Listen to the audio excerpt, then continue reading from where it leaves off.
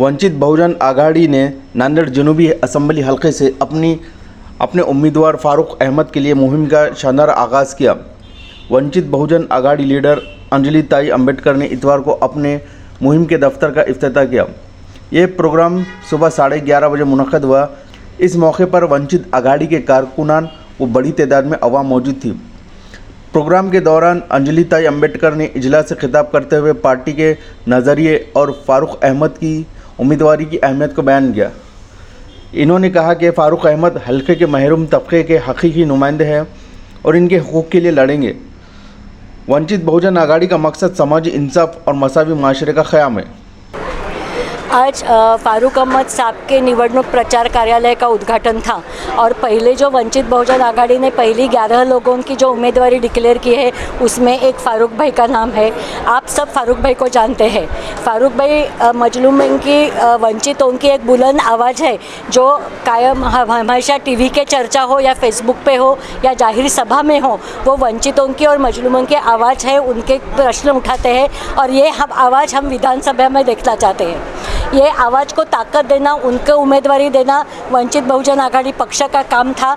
अभी ये आवाज़ विधानसभा में भेजना ये नांदेड़ दक्षिण के सभी मतदारों की जिम्मेवारी है, कार्यकर्ताओं की जिम्मेवारी है और मैं उनको अपील करती हूँ कि उनका आवाज़ खाली फारूक अहमद का और वंचित बहुजन आघाड़ी का आवाज़ नहीं है, वो पूरे वंचित समूह का आवाज़ है और इसे विधानसभा में भेजिए।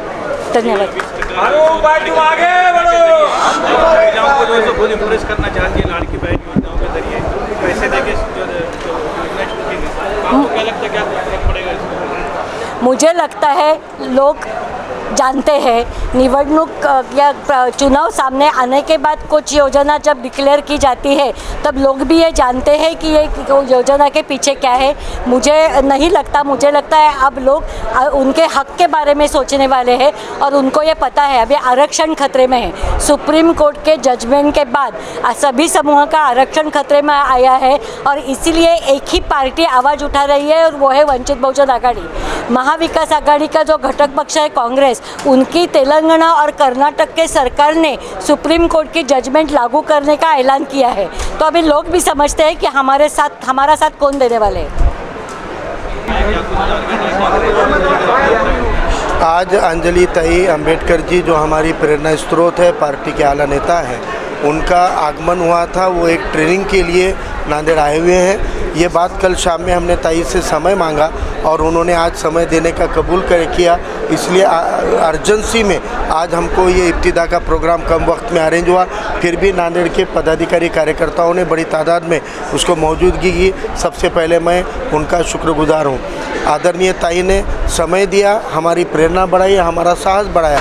अभी ताई ने कहा है कि पार्टी की जिम्मेदारी टिकट देना और पीछे खड़े रहने की है और वो वक्त ब वक्त अली जनाब प्रकाश अंबेडकर साहब हो, अंजलि ताई अंबेडकर जी हो, सुजात अंबेडकर दादा हो, रेखा ताई ठाकुर जी हो या पार्टी के सभी नेता हों, वो हमेशा साथ खड़े हुए हैं। अब नांदेड़ की आवाम की यह जिम्मेदारी ताई ने कहा है कि विधानसभा में इस आवाज़ को पहुंचाना। मुझे पूरी उम्मीद है कि नांदेड़ ज़िले के अंदर सड़े गले चेहरे हैं, वही लोग सभी पार्टियों में कब्जा करके बैठे हैं, वही चेहरों की राजनीति हुई है। अब इस सड़े गले राजनीति को एक तरोताज़ा सियासत के साथ, बुलंद सियासत के साथ, बीजेपी शिवसेना से डरने वाली नहीं तो बीजेपी शिवसेना से संविधान के बल पर लड़ने वाली राजनीति की इब्तिदा और आगाज़ करने के लिए नांदेड़ दक्षिण के सभी धर्म जाति के लोग, सभी भाषा पंथ के लोग एक साथ अगर उठ के खड़े हो जाएंगे तो हम यकीन दिलाते हैं पिछले 20 सालों में हमने धर्म जात पोट जात न देखते हुए मजलूम और पीड़ितों की आवाज़ उठाने का काम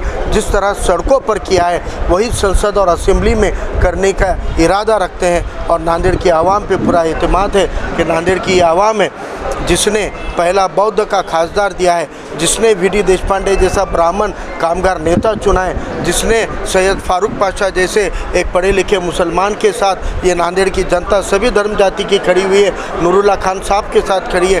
उसी तरह इंशाल्लाह फारूक अहमद के साथ और वंचित बहुजन आघाड़ी के साथ नांदेड़ दक्षिण की सभी धर्म जाति की जनता ताकत से खड़ी होगी और इंशाल्लाह आने वाले वक्त में मजलूमों को उनकी आवाज़ पहुँचाने के लिए और जालिमों को करारा जवाब देने के लिए इंशाल्लाह वंचित बहुजन आघाड़ी की यह उम्मीदवारी विधानसभा के अंदर सभी की नुमाइंदगी के लिए गूंजेगी। इतनी अल्लाह की ज़ात से उम्मीद करता हूँ, पार्टी के सभी कार्यकर्ताओं से विनती करता हूँ और नांदेड़ की जनता से अपील करता हूँ कि वो एक मौका दे। आने वाले 5 साल में सियासत के नए डायमेंशन सेट करने का काम इंशाल्लाह वंचित बहुजन आघाड़ी इस ज़िले के अंदर करेगी।